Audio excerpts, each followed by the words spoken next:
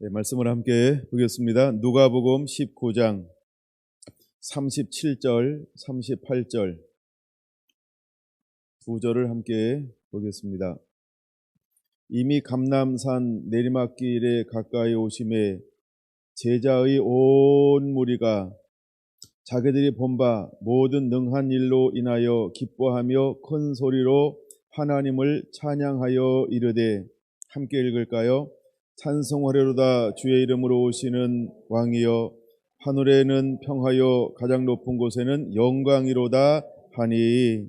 아멘. 예, 다윗의 장막 38번째입니다. 자, 오늘 소 제목은 제자들의 찬양 2. 지금 금요일 날 원이고 오늘은 제자들의 찬양 두 번째입니다. 제가 성경을 통해서 과연 제자들은 어떤 찬양을 했는가를 찾아보고 있어요. 그래서 깜짝 놀라고 있습니다.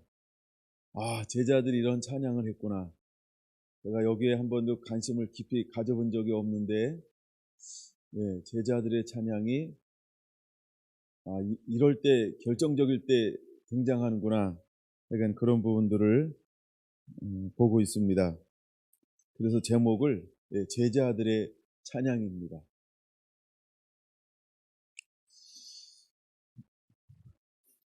자, 하나님은 우리를 만드신 목적이 있어요. 찬양받기 위해서, 경배받기 위해서. 하나님이 천사들을 창조하셨을 때 하나님의 가장 아름답고 영화롭고 존귀하고 기름 부어 주셔서 많은 부분을 허용하시고 소유하게 했던 천사가 있었습니다. 우리는 그 천사를 다 알고 있죠? 루시퍼라고 이야기합니다. 우리 한번 에스겔서 28장을 한번 보겠습니다. 에스겔서 28장입니다. 에스겔서 28장 12절, 에스겔서 28장 그를 하나님께서 어떻게 만들었을까? 하여간 28장을 여러분들이 좀 읽어보기 원하고요. 12절부터 보겠습니다. 12절. 인자야, 두로왕을 위하여 슬픈 노래를 지어 그에게 이르기를, 주 여호와의 말씀에 너는 완전한 보장이었고 지혜가 충족하며 온전히 아름다웠도다. 내가 옛적에 하나님의 동산 에덴에 있어서 각종 보석, 곧 홍보석과 항보석과 금강석과 항옥과 홍만호와 창옥과 청보석과 남보석과 홍옥과 황금으로 단장하였으며, 내가 지음을 받던 날에 너를 위하여 소고와 비파가 준비되었도다. 너는 기름 부음을 받고 지키는 그룹이며, 내가 너를 세움에 내가 하나님의 성산에 있어서 불타는 돌들 사이에 왕래하였었도다. 내가 지음을 받던 날로부터 내 모든 길에 완전하더니. 이것이 루시퍼입니다. 물론 이제 우리가 3절도 잠깐 눈으로 보면 이렇게 3절 한번 볼까요? 내가 다니엘보다 지혜로워서 은밀한 것을 깨닫지 못할 것이 없다 하고, 내 지혜와 총명으로 재물을 얻었으며 금과 은을 곳간에 저축하였으며. 물론 두로를 위하여 하는 이야기지만 이 모든 것을 소유한 존재가 있었는데, 이 존재가 누구였다? 타락하기 전에 천사장 루시퍼였다는 겁니다. 근데 그것을 단적으로 이렇게 요약해서 보여주고 있는 것이 12절, 13절, 14절, 15절입니다. 근데 15절 마지막 부분에 뭐라고 기록하고 있습니까? 마침내 내게서 불의가 드러났도다 라고 말합니다. 그래서 그가 타락해 버렸다는 것이죠. 근데 하나님께서 그를 지을 때 어떻게 지으셨습니까? 에덴에 하나님의 동산 에덴에 있어 각종 보석으로 단장했던 천사가 루시퍼입니다. 그래서 하나님의 나라를 설명할 때 요한계시록에 보면 이런 보석들이 12가지 보석들이 막 소개가 되어지고 있죠. 여러분, 이런 보석들로 단장했던 천사가 누구였다? 그렇게 아름다웠고 그렇게 찬란했고 그렇게 영화로웠고 그렇게 비길 때 정말 그런 너무너무나도 아름다웠고 황홀했던 존재가 하나님의 그렇게도 사랑했고 여호와 영광으로 가득하게 부어주었던 천사가 하나님을 찬양하며 경배하는 그 직임을 가지고 있는 천사 루시퍼였다는 것입니다. 여러분, 하나님은 그를 만드실 때 그 삶 안에, 그 몸 안에 무엇을 그에게 악기를 하나님께서 넣어줬는데 그게 뭐냐면 소고와 비파가 그를 위하여 준비되었다라고 말합니다. 14절에 보니까 그에게 기름 부음을 받고 지키는 그룹이여라고 말합니다. 그는 불타는 돌들 사이에서 왕래할 수 있는 그러한 하나님의 권한을 허용받았던 그런 천사였다라고 하는 것입니다. 근데 그에게서 무엇이 드러났다라고요? 불의가 드러났다라고 말합니다. 여러분, 무엇이 그를 불의하게 만들었을까? 무엇이 그를 그렇게 불의하게 만들었을까?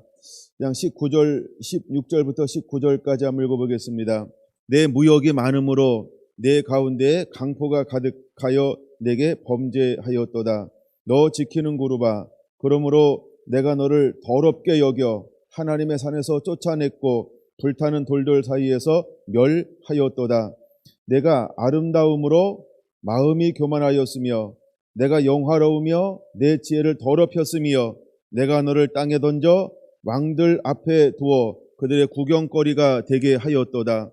내가 제약이 많고 무역이 불의함으로 내 모든 성소를 더럽혔으며 내가 네 가운데서 불을 내어 너를 사르게 하고 너를 보고 있는 모든 자 앞에서 너를 땅 위에 재가 되게 하였도다. 만민 중에 너를 아는 자가 너로 말미암아 다 놀랄 것이며 내가 공포의 대상이 되고 내가 영원히 다시 있지 못하리다 하셨다 하라. 바로 이것이 타락한 루시퍼를 향한 하나님의 말씀입니다. 그가 어떻게 불의가 드러났을까요? 무역이 많음으로 그가 불의함이 드러나고 있는 것을 볼 수 있습니다. 그래서 원래 루시퍼라고 할 때 그 어원을 찾아보니까 할렐 이런 언어를 사용하더라고요. 그러니까 자료를 참고한 건데 할렐이라는 단어를 사용합니다. 근데 이 할렐이라고 하는 것은 어떤 뜻을 가지고 있냐면 빛나는 자, 아침의 아들 이런 뜻을 가지고 있습니다. 그러나 그가 타락한 후에는 무엇이 되었을까요? 에스겔은 덮어도 되는 것 같아요. 성경 두 군데를 찾아봅니다. 요한복음 8장을 보겠습니다. 요한복음 8장 44절은 글을 걸어서 타락하고 났을 때 뭐라고 이야기하는가? 44절 요한복음 8장 44절 너희는 너희 아비 마귀에게서 났으니 너희 아비의 욕심대로 너희도 행하고자 하느니라. 그는 처음부터 살인자요 진리가 그 속에 없으므로 진리에 서지 못하고 거짓말을 할 때마다 제 곳으로 말하나니 이는 그가 거짓말쟁이요 거짓의 아비가 되었음이라. 할렐루야. 그래서 타락한 이후에 그는 어떤 존재가 되었습니까? 거짓의 아비가 되었습니다. 그는 거짓말쟁이가 되었습니다. 그는 욕심대로 행하는 존재가 되었습니다. 그 속에는 진리가 없습니다. 그는 진리에 서지 못합니다. 그는 말할 때마다 거짓으로 말하며 제 것으로 말하는 존재로 타락해 버렸습니다. 이것이 바로 타락한 천사의 모양이라고 하는 것입니다. 그 다음에 12장 31절에 보니까 그를 뭐라고 부릅니까? 이제 이 세상에 대한 심판이 이르렀으니 이는 세상의 임금이 쫓겨나니라 라고 말하면서 타락한 천사를 세상에 뭐라고 부르고 있습니까? 세상의 임금이다 이렇게 말합니다. 그래서 세상의 주인, 세상의 신이 있습니다. 이것은 바로 타락한 천사를 말하는데 우리는 이를 무엇으로 부르나요? 사단이라고 부르는 겁니다. 요한계시록으로 볼까요? 요한계시록 12장 보겠습니다. 요한계시록 12장 요한계시록 12장을 봅니다. 준비됐나요? 7절 하늘에 전쟁이 있으니 미가엘과 그의 사자들이 용과 더불어 싸울세 용과 그 사자들도 싸우나 이기지 못하여 다시 하늘에서 그들이 있을 곳을 얻지 못한지라 큰 용이 내쫓기니 옛뱀 곧 마귀라고도 하고 사단이라고도 하며 온 천하를 꿰는 자라 그가 땅으로 내쫓기니 그의 사자들도 그와 함께 내쫓기니라. 그래서 그의 여러 가지 이름들이 있고 애칭들이 있습니다. 타락하고 난 다음에 그는 뭐라고 부릅니까? 큰 용이라고 말합니다. 아모스서인가요? 리오야단 여기 어디인지 정확하게 잊어버렸어요. 예, 리오야단이라고 부르기도 합니다. 근데 그 옛 뱀이라고 말하죠. 마귀라고도 하고 사단이라고도 하고 온 천하를 꿰는 자라고도 합니다. 근데 그는 여러 가지 또 다른 애칭이 있는데 그게 뭐냐 하면 10절 중반절 우리 형제들을 참소하던 자 그러니까 그는 참소자라고 말합니다. 곧 우리 하나님 앞에서 밤낮 참소하던 자가 쫓겨났고 라고 말합니다. 그래서 그는 참소자인 것을 우리에게 말씀을 하고 있습니다. 온 천하를 깨는 자요. 그는 밤낮 쉬지 않고 참소하는 자라고 하는 것이죠. 그럼 여러분 이제 우리가 다윗의 장막은 어떤 집이죠? 쉬지 않고 하나님을 예비하는 장소죠. 근데 쉬지 않고 참소하는 존재가 있다는 거예요. 누굴까요? 바로 사단입니다. 사단이 쉬지 않고 참소합니다. 근데 쉬지 않고 참소하는데 참소라고 하는 것은 무엇일까요? 우리를 하나님 앞에 고소한다는 겁니다. 무엇을 근거로 고소할까요? 우리가 하나님의 말씀대로 살지 아니하면 말씀대로 살지 아니한 것을 누가 조사합니까? 예, 경찰이 조사하고 검사가 저기 하나요? 그런 것처럼 사단이 와서 뭐합니까? 우리를 하나님 앞에 계속해서 참소합니다. 이렇게 표현해 볼까요? 얼레리 꼴레리 말씀대로 안 살았대요. 이렇게 우리를 계속해서 하나님 앞에 막 꼰질리는 거예요. 계속 고소하는 거예요. 계속 고발하는 거예요. 이 존재가 누구라고요? 사단이 하는 일이라고 하는 것입니다. 그래서 여러분 우리는 사단에게도 마지막 때 자랑할 만한 자가 되어야 할 줄로 믿습니다. 네, 제가 여기서 골로새서에서 보여줬죠. 그래서 우리는 사단에게도 자랑할 만한 자가 되지 아니하면 마지막 때에 안 된다라고 하는 것입니다. 그 사단이 타락하고 난 다음에 이런 존재가 되었어요. 그리고 사단이 소유하고 있는 모든 것을 하나님께서 회수해 버렸어요. 여러분 그 사단이 가지고 있는 모든 것을 회수해 버렸어요. 그리고 하나님께서 지은 사람이 있는데 그게 누구였다? 사람이었다는 거예요. 그래서 하나님은 사람을 통해서 무엇 받기를 원하고 있을까요? 찬양과 경배를 받기를 원하신다라고 하는 겁니다. 우리가 사단을 볼 때 한 군데 더 찾아봐야 하는 부분이 있는데 바로 이것은 이사야 14장입니다. 여러분 이사야 14장도 함께 보겠습니다. 이사야 14장 12절부터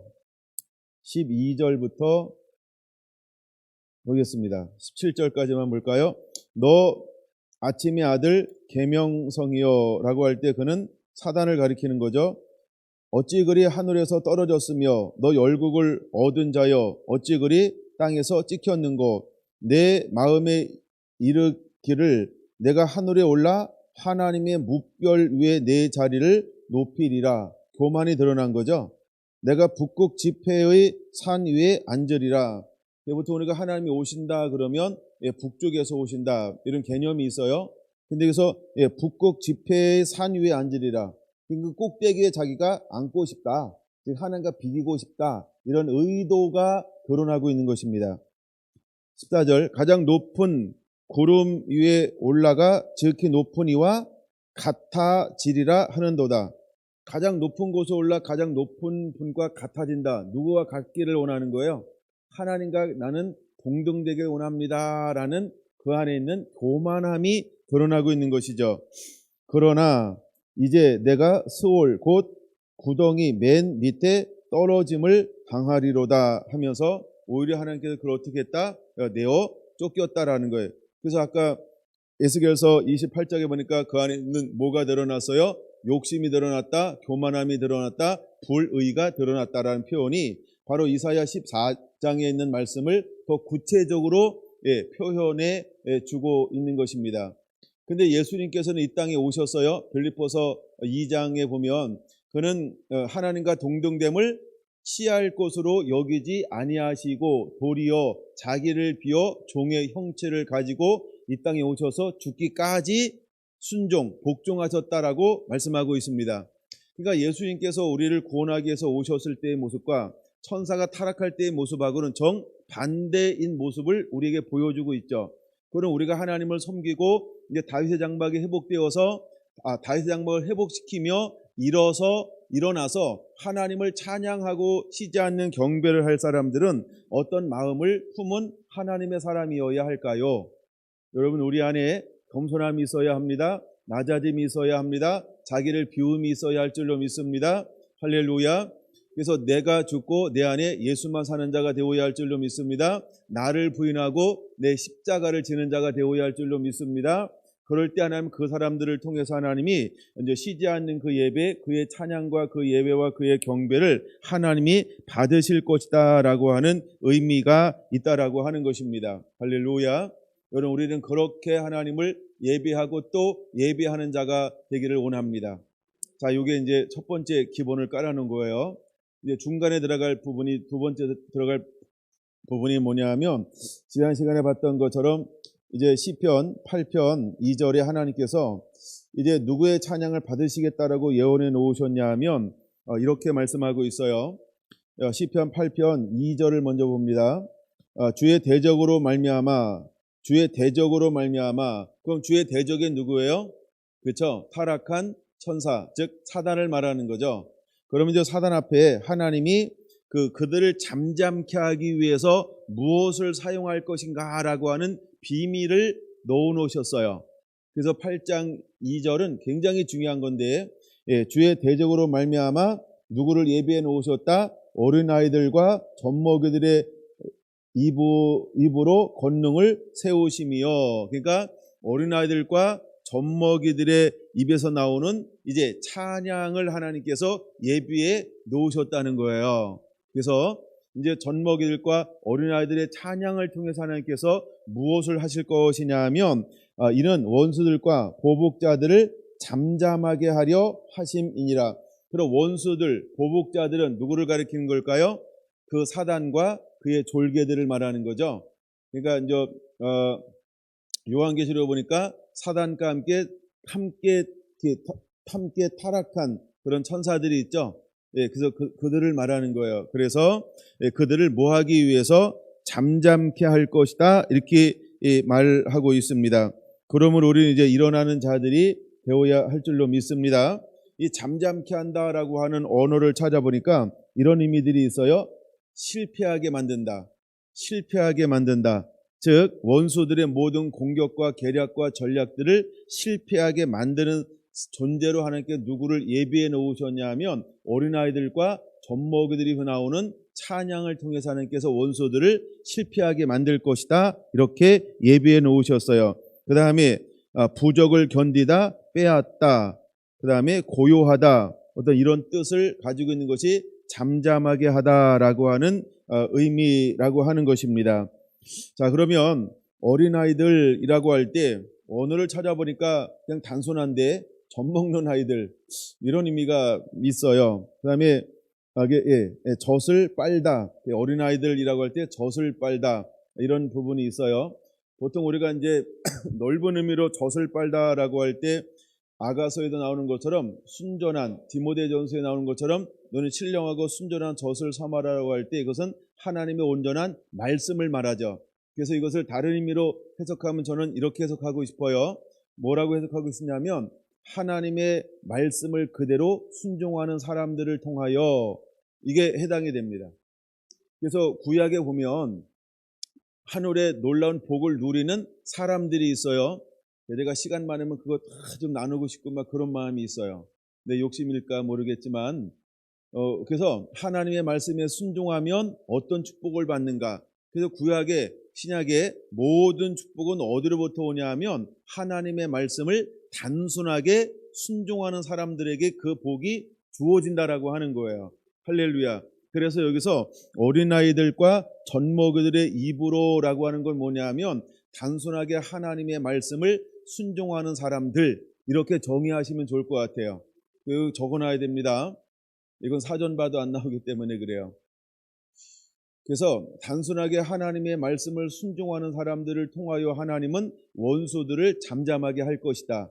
그래서 하나님께서 마지막 때 다윗의 장막에 찬양하는 사람들로 부른 사람들은 누구냐 하면 요한계시록 3장 2절 3절에 그를 깨끗하고 정결하게 하셔서 레위인같이 준비된 사람들, 그 레위인들이 하는 게 뭐냐 하면 말씀에 회복돼서 하나님을 예배하고 경배하는 사람들이거든요. 그러면 이제 신약시대는 그게 누구냐 하면 제자들이에요. 그 제자들이 예수를 만나서 말씀이 회복되어지고 그 위에 성령이 부어지니까 누구를 파쇄하는 자로 일어나고 등급되는 걸 볼 수 있어요. 그렇죠? 마귀의 일을 파쇄하는 사역으로 일어나는 걸 볼 수 있죠.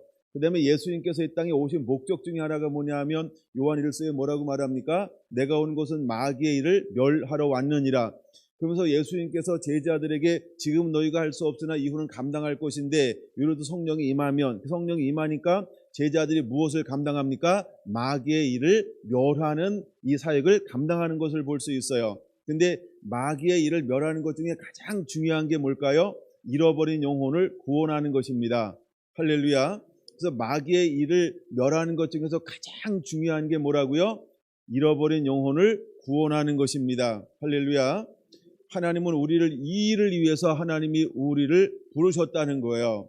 그래서 우리가 해야 될 중요한 것이 있습니다. 그래서 다윗의 장막이 회복되어지면 어떤 역사가 일어난다라고 아모스나 사도행전은 기록하고 있는 걸까요? 남은 자들이 주께로 돌아올 것이다. 이방인들의 주께로 돌아올 것이다. 그럼 돌아온다라고 하는 것은 무슨 의미가 있어요? 영혼 구원이라는 의미가 있어요. 할렐루야. 할렐루야. 그래서 여러분 오늘 이 말씀의 해석은 굉장히 중요한 것이고 여러분들에게 이 말씀을 잘 깨닫고 여러분 것이 되면 여러분들이 앞에 강력하고 강하고 담대하게 거침없이 이제는 이 찬양하며 예배하며 복음을 전하는 사역과 삶으로 일어나게 될 것입니다. 할렐루야. 여기서 다윗 장막이 회복되어져야 할 이유가 거기에 있다라고 하는 것입니다. 그러면 저는 여러분에게 이렇게 부탁드리고 싶습니다. 단순한 믿음의 찬양가 경배자가 되기를 예수님의 이름으로 축원을 드립니다. 할렐루야. 자, 이제 두 번째 중요한 부분으로 넘어가려고 합니다. 아까 제가 누가복음을 봤죠? 이 누가복음을 보기 전에 이제 누가복음을 제가 봤던 이유는 뭐냐면 마태복음은 그냥 무리들이 이렇게 표현하고 있고요. 그 다음에 누가복음은 제자들의 많은 무리들이 이렇게 표현하고 있어요. 그래서 제목을 제가 제자들의 찬양 이렇게 했잖아요. 그러니까 마태복음에는 제자라는 명령이 없기 때문에 제가 누가복음을 인용한 거고요. 근데 이 부분을 마태복음, 누가복음, 요한복음에 공이 기록되어져 있는 부분인데 이제 마태복음 21장으로 한번 넘어가 보려고 합니다. 마태복음 21장. 그래서 제자들의 찬양이라고 할 때 오늘날 저와 여러분들이 정말로 다윗 장막의 한 인원이 되어서 하나님을 찬양할 때 어떤 일들이 일어날 것인가, 여러분 그것을 우리가 정말 이 흥분됨으로 일어나는 자가 되기를 원합니다. 자, 21장은 좀 제가 전체를 볼 건데 일단은 17절까지는 한번 보려고 합니다. 1절 그들이 예루살렘 가까이 가서 감람산 벳바가에 이르렀을 때 예수께서 두 제자를 보내시며 이르시되 너희는 맞은편 마을로 가라. 그리하면 곧 매인 나귀와 나귀 새끼가 함께 있는 것을 보리니 풀어 내게로 끌고 오라. 만일 누가 무슨 말을 하거든 주가 쓰시겠다 하라. 그리하면 즉시 보내리라 하시니 이는 선지자들을 통하여 하신 말씀을 이루려 하심이라 일러스되 시온 딸에게 이르기를 내 왕이 내게 임하나니 그는 겸손하여 나귀 곧 멍에를 매는 짐승의 새끼를 탔도다 하라 하였느니라. 제자들이 가서 예수께서 명령하신 대로 하여 나귀와 나귀 새끼를 끌고 와서 자기들의 겉옷을 그 위에 얹음에 예수께서 그 위에 타시니 무리의 대다수는 그들의 겉옷을 길에 펴고 다른 이들은 나뭇가지를 베어 길에 펴고 앞에서 가고 뒤에서 따르는 무리가 지금부터 이제 표시해 놔야 되죠. 소리를 높여 이르되 호산나 다윗의 자손이여 찬송하리로다. 주의 이름으로 오시는 이여 가장 높은 곳에서 호산나 하더라. 여기서 놀라운 변화가 하나 일어나고 있다는 것입니다. 먼저는 예수님께서 나귀를 타고 한 번도 예루살렘으로 들어간 적이 없다. 그렇죠? 그 다음에 어떤 사람이 나귀를 타고 들어올 때 옷을 벗고 나뭇가지를 깎아서 길에 깔고 그 나무를 흔들며 이것을 덮어서 맞이한 사람이 아무도 없다. 하여간 그런 거예요. 아무도 없다. 근데 이번에 예수님께서 나귀를 타고 들어오실 때 8절 많은 무리들이 어떻게 했습니까? 예, 그 겉옷을 길에 펴고 다른 사람들은 나뭇가지를 베어서 길에 펴고 예, 앞에서 가고 뒤에서 따르면서 드디어 무리들이 한 번도 해보지 않았던 무엇을 하기 시작했습니까? 찬양을 하기 시작합니다. 예, 노래를 하기 시작합니다. 예, 찬양을 하기 시작합니다. 예수님을 향하여 뭔가 그들이 노래를 하기 시작합니다. 예, 누가 먼저 선창했을까? 모르죠? 혹시 아시나요? 누가 선창했는가? 아마 베드로는 아니었을 것 같아요. 예, 누가 선창했을까요? 제자 중에 노래를 누가 제일 잘할까요? 아시는 분 있나요? 아무도 모르는 거 보니까 아직 공개가 안 됐나 봐요. 저도 노래를 누가 제일 잘하는지 몰라요. 근데 약간 누군가 먼저 시작을 했겠죠? 근데 놀라운 것은요. 그러니까 제가 이 부분을 좀 많이 고민하고 좀 자료를 나름대로 찾아봤는데 그런 거죠. 그러니까 호산나 다윗의 자손이요라고 할 때 그들은 율법의 삶을 살아요. 그 율법의 삶을 살면서 그들 속에 있는 무엇인가 하나 율법 사상이 하나 흐르는 게 있어요. 그게 뭐냐 하면 앞으로 누가 오실 것이다. 메시아가 올 것이다. 그리스도가 올 것이다. 그렇죠? 예, 그러니까 그런 사상을 가지고 있는 거예요. 그러던 어느 날 사람들의 감동이 막 일어나기 시작을 했는데 그 감동이 하나가 하나로 딱 맺혀지는 타이밍이 요 타이밍이 되었다라고 하는 거죠. 그러니까 누구도 가르쳐주지 않았는데 하나님의 은혜에 의해서 누가 먼저 선창했는지는 모르지만 그들이 이렇게 이제 찬양하기 시작한 겁니다. 호산나 다윗의 자손이여 찬송하리로다.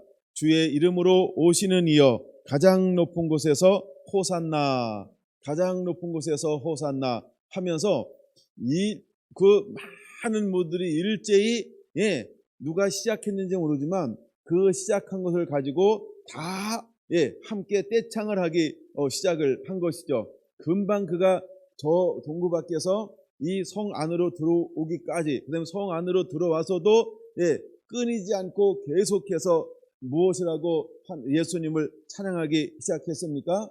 호산나 다윗의 자손이여 주의 이름으로 오시는 이여 가장 높은 곳에서 호산나라고 계속 이제 무리들이 이 짧은 몇 가지 구절인데 이걸 계속해서 외치고 또 외치고 또 외치기 시작했다라고 하는 것입니다. 여러분 예수님께서 예루살렘 성전에 몇 번이나 들어와 보셨을까요? 그것은 모른다가 답이죠. 성경은 다 기록하지 않기 때문에 그렇습니다.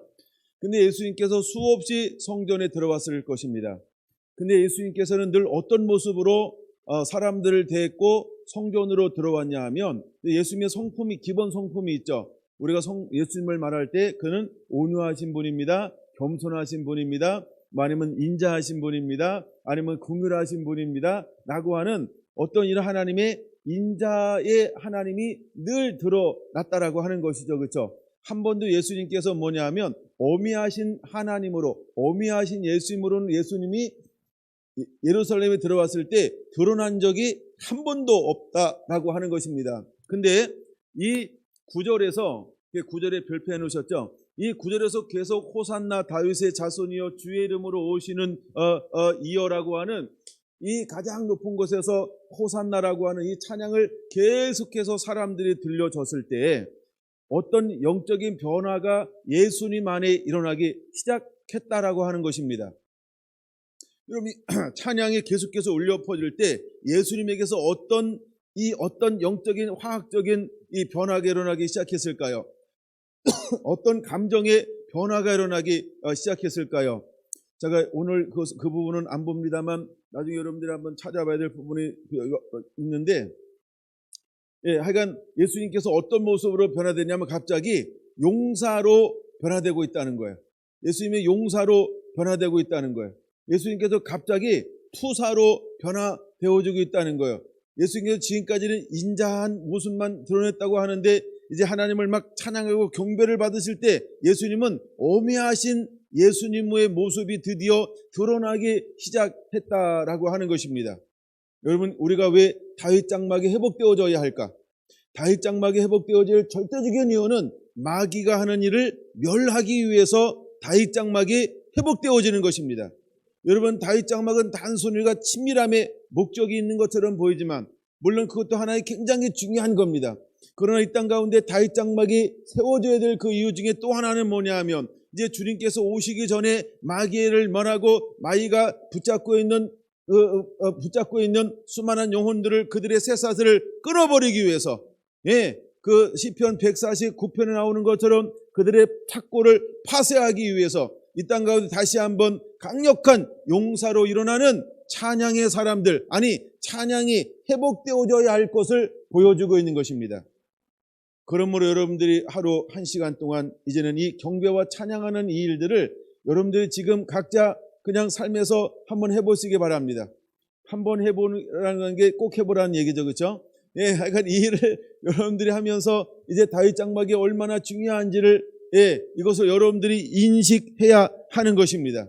자, 예수님께서 드디어 다른 방법으로 나귀를 타고 돌아오실 때 그들이 막 많은 무리들이 모여서 겉옷을 덮고 깔고 나뭇가지를 흔들며 호산나 다윗의 자손이여 주의 이름으로 오시는 이여의 가장 높은 곳에서 호산나 하더라는 이 찬양이 예수님을 향하여 끊임없이 올려지고 또 올려지고 또 올려졌을 때 예수님은 돌연 변하기 시작했다라고 하는 것입니다. 여러분, 예수님께서 어떤 모습으로 변화되었을까요?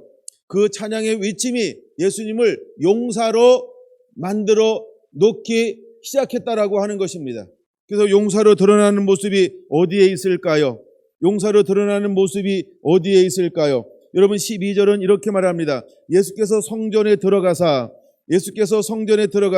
성전 안에서 매매하는 모든 사람들을 내쫓으시며 돈 바꾸는 사람들의 상가 빌기 파는 사람들의 의자를 둘러 엎으시고 그들에게 이르되 기록된 바 내 집은 기도하는 집이라 일컬음을 받으리라 하였거늘 너희는 강도의 구로를 만드는도다 라고 그렇게 외치기 시작했다라고 하는 것입니다. 여러분, 우리가 찬양이 올라갈 때, 이 땅 가운데 쉬지 않는 찬양이 회복되어질 때 다시 한번 우리 안에 있는 공법을 물같이 정의를 하수같이라고 하는 이 어미하신 부분이 드디어 드러나게 될 거라고 하는 것입니다.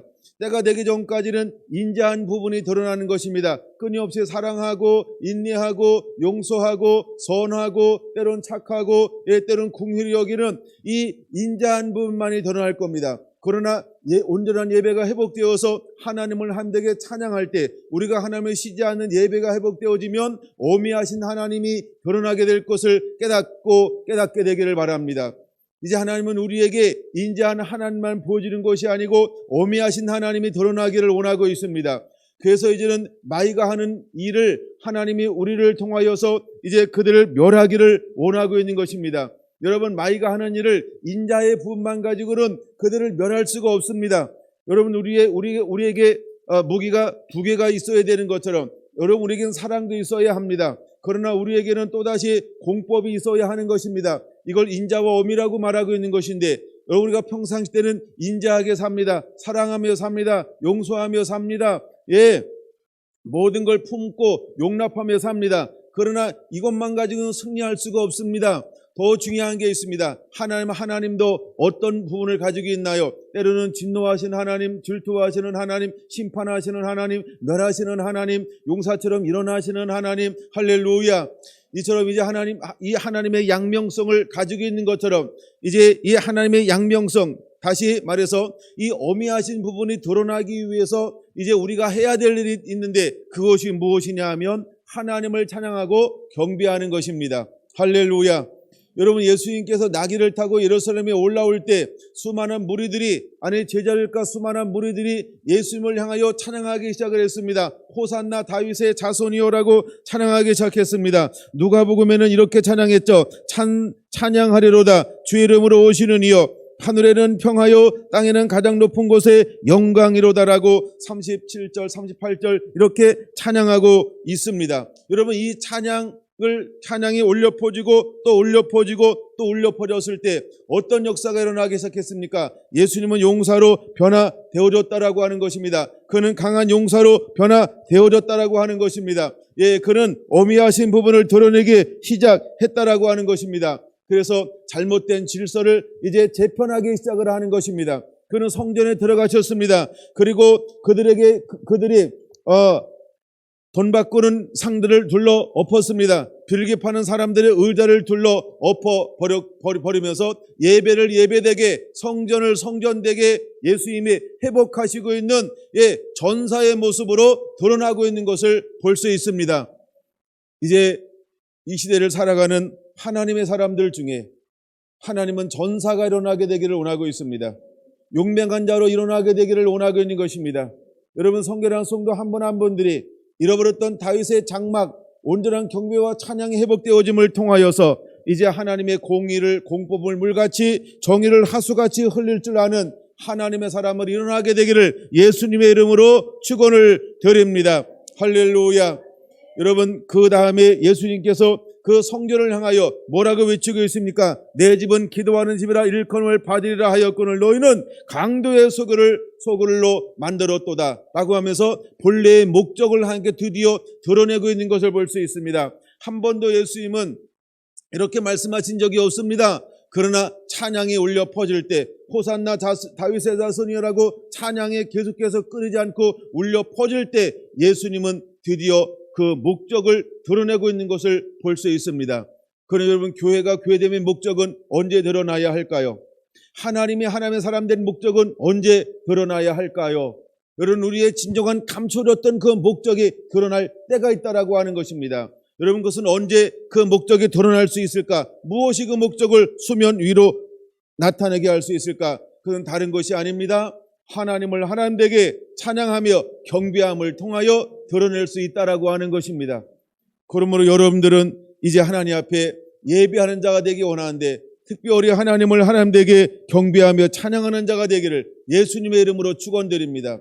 왜 하나님께서 마지막 때에 그 다른 무엇이 아닌 다윗의 장막을 수축하겠다, 다시 일으키겠다, 다시 세우겠다라고 선포하고 있는 것일까요?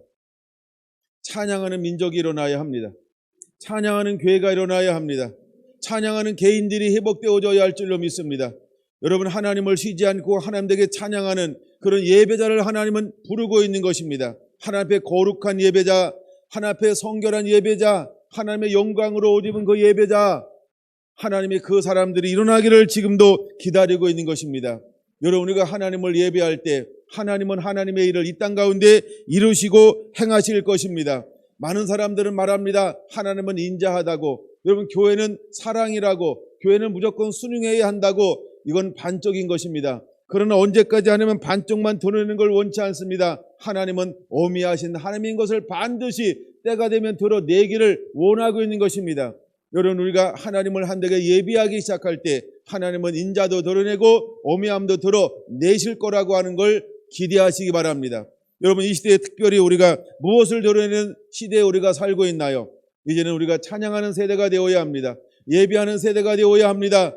하나님이 여러분들을 통하여서 이제는 오미하신 하나님이 여러분들을 통하여 나아가게 되기를 원하고 있는 것입니다. 시편 149편에 있는 것처럼 자유의 날선 검을 가지고 나아가는 자가 되기를 하나님은 원하고 있습니다. 그러므로 우리 이제는 그 영적 무기를 들고 일어나는 자들이 되어야 합니다. 여러분, 에베소 6장에 말하고 있는 것처럼 우리의 싸움은 혈과 육에 대한 것이 아니고 환옥한 악한 영들과의 싸움이고 이 싸움에 서기 위해서 전신갑주를 입어야 할 줄로 믿습니다. 성령의 검 곧 하나님의 말씀을 가지라 라고 말하고 있는 것처럼 그 말씀은 무엇으로 말미암아 완성이 되어질 수 있을까? 우리가 성령의 임재 안에 충만할 뿐만 아니라 하나님을 찬양함으로 말미암아 이 검이 예리한 검이 될 것입니다. 할렐루야. 그러므로 이제 우리는 다윗 장막이 왜 회복되어져야 되는지 그 이유를 분명히 알고 우리의 삶 가운데 실제로 다윗 장막을 만들어가는 삶의 출발이 일어나게 되기를 예수님의 이름으로 부탁을 드립니다. 여러분, 우리가 하나님을 예배할 때 마태복음 21장 15절 같은 일이 반드시 일어나게 될 것입니다. 여러분, 15절은 이렇게 말합니다. 대제사장들과 서기관들이 예수께서 하시는 이상한 일과 또 성전에서 소리질러 호산나 다윗의 자손이 하는 어린아이들을 보고 뭐하기 시작했습니까? 그들은 분노하기 시작할 겁니다. 그들은 뭐하기 시작한다고요? 그들은 분노하기 시작합니다. 그들은 이성을 잃어버릴 것입니다. 예, 그들은 악하게 변화되어질 겁니다. 그들은 공권력을 사용하기 시작할 것입니다. 그들은 교회를 압박하기 시작할 것입니다. 왜 그렇게 할까요? 사단이 가장 싫어하는 것이 무엇일까? 찬양하는 것입니다. 원래 그가 뭐 하는 존재였습니까? 전체 찬양을 인도하는 자였어요. 찬양의 전문가였습니다. 예, 찬양을 간장하는 자였습니다. 근데 그 모든 것을 하나님께 그가 불의가 드러남을 통해서 모든 걸 다 하나님이 다 거두어 갔습니다. 전부를 다 거두어 갔습니다. 그래서 그들이 아무리 노래하도 그들은 하나님이 알아들을 수 없는 노래요. 예, 그들은 기쁘고 즐겁게 할 줄 모르지만 예전에 그 맛이 나지 않습니다. 예전에 그 맛이 나지 않습니다. 그래서 하나님의 사람들이, 그래서 단순한 사람들이, 그래서 신령한 젖을 먹고 순수하게 하나님을 함되게 찬양하는 사람들을 사단이 가장 싫어하는 것입니다. 여러분, 사단이 가장 싫어하는 게 뭘까요? 이제 하나님의 사람들이 하나님을 하나님되게 예배하는 것이며 하나님을 찬양하며 경배하는 것입니다. 여러분, 어려움이 있습니까? 이제는 집에서 쉬지 않는 찬양을 여러분들이 한 시간 정도 들어보세요. 매일매일 그렇게 찬양으로 돌파하세요. 많은 돌파가 일어나게 될 것입니다. 문제가 해결되어질 것입니다. 노인받고 자유하게 될 것입니다. 회복이 일어나게 될 것입니다. 치유가 일어나게 될 것입니다. 마음의 근심이 떠나가게 될 것입니다. 여러분, 찬양하는 자가 되시기를 예수님의 이름으로 축원드립니다. 항상 기뻐하라. 쉬지 말고 기도하라. 범사에 감사하라. 항상 기뻐하는 자가 해야 될 일이 무엇일까요? 바로 하나님을 하나님되게 찬양하는 것입니다. 그럴 때 많은 문제들이 우리에게서 떠나가게 될 것입니다. 우리를 묶고 있었던 모든 사슬에서 노임받고 자유함이 실제로 일어나게 될 거라고 하는 걸 믿으시기 바랍니다. 하나님은 저와 여러분들을 이런 통로로 쓰고 사용하실 것입니다. 여러분, 세상은 분노할 것입니다. 세상이 언제 분노할까요?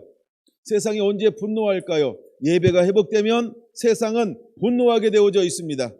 여러분, 어린아이들을 향하여 누가 분노할까요? 품위 없이, 채신머리 없이 누가 분노할까요? 다 큰 대장들이 분노하기 시작합니다. 누가 분노할까요? 채신머리 없이 서기관들이, 교사들이 분노할 것입니다. 여러분, 누가 분노할까요?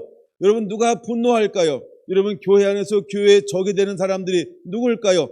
전부 기득권을 가지고 있는 사람들입니다. 나름대로 안다고 하는 사람들입니다. 근데 진정한 예배가 회복되어지면 어떻게든지 진정한 예배를 짓눌러야만 한다는 겁니다. 그래서 그들이 가지고 있는 교권을 가지고 3단이니 2단이니 신빈이 잘못된다느니 많은 논쟁을 붙여서 그들을 언론 타게 만들어 버리고 있습니다. 그러나 그들 안에 무엇이 가득할까요? 제가 아는 한 세상 사람들은 욕심이 가득합니다. 실제로 제가 가까이 있는 사람들이 당할 때 그들 안에는 전부 욕심으로 그것을 행했습니다. 진리를 보지 못합니다. 왜? 사단은 진리에 속할 수 없는 것을 보여주고 있는 것처럼 여러분 그들은 진리에 있지 않기 때문에 그냥 막 이단을 만들어냅니다. 신비를 만들어냅니다. 잘못된 것을 만들어냅니다. 그리고 어느 누구 하나 책임지지 않습니다. 그리고 실제로 많은 사람들이 그 진위를 알아보려고 하지 않습니다. 만약에 그 문제가 내 문제라고 한다면 그렇게 쉽게 이야기할 수 있을까요? 아마 그들은 그렇게 남의 얘기처럼 하지 않았을 것입니다. 근데 그들이 그렇게 이야기를 뱉어놓고 책임지지 않는 것은 무엇 때문에 그럴까요? 그들이 잘못됐기 때문이라는 걸 보여주는 겁니다. 그들 안에 욕심이 있다라고 하는 것입니다. 진리에 서 있지 않기 때문이라고 하는 걸 보여주는 것입니다. 무엇이 회복되면 이런 일들이 일어날까요? 찬양이 회복되어지면, 예배가 회복되어지면, 다윗 장막이 회복되어지면 수많은 교권을 가진 사람들은 또다시 무엇하기 시작할까요? 그들은 분노하기 시작할 것입니다. 그래서 예수님은 그들을 향하여서 시편 8절의 말씀을 인용하고 있는 것입니다. 여러분 시편 8편 2절의 말씀이 가장 위력적인 이유가 어디에 있을까? 원수를 잠잠케 하는 예배가 시작되었기 때문에 그런 것입니다. 여러분 그들은 이 예배가 울려지면 그들이 그냥 본능적으로 압니다. 이 찬양이 이것이 계속해서 회복되어지고 놔두지 않으면 내가 공격을 당하고 있구나. 그는 스스로 아는 것입니다. 자기에게 영향을 미치고 있구나. 영적으로 육적으로. 그래서 그들을 분노하고 죽이려고 하는 것입니다. 할렐루야. 이제 여러분들은 다윗의 진정한 장막을 회복하는 경배자요 예배자가 되기를 예수님의 이름으로 축원을 드립니다. 할렐루야. 할렐루야. 하나만 더 보고 말씀을 마칠까요? 누가복음 19장이에요. 이거는 누가복음 19장을 봐야 나와요. 딴 데는 안 나오기 때문에 누가복음 19장 40절 여러분 보시기 바랍니다. 19장 40절. 자, 이제 그들이 잠잠하게 할 것입니다. 그들이 찬양하지 말라고 말합니다. 그들이 찬양하지 말라고 말합니다. 그들은 찬양이 없었으면 좋겠다라고 말합니다. 그리고 조용하라고 말합니다. 아이 시끄러! 라고 이야기할 것입니다. 그때 예수님께서 그들을 향하여 뭐라고 말합니까? 40절 같이 읽을까요? 내가 너희에게 말하노니 만일 사람들이 침묵하면 돌들이 소리 지르리라. 할렐루야.